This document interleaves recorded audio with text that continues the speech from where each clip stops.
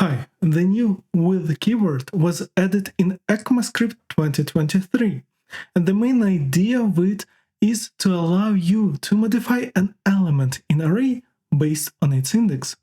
In this case, we have an array with apple running and jumping, and I'm modifying the first element because the index of the first element is 0 with new object where name and swimming. Let's run it.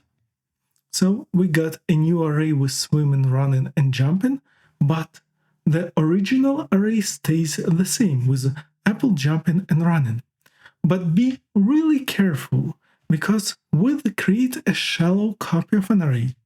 In case if we modify our new array, for example, the second element running, and let's say with name ISDF, and we run, it will modify our original array with second element will be not running but will be ISDF.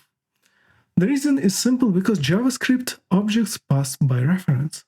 To fix it, you can create a deep copy with structural clone. Here we creating a deep copy. In this case, if I run it, our original array stays the same with apple running and jumping. I hope this helps. Have a great day. Bye.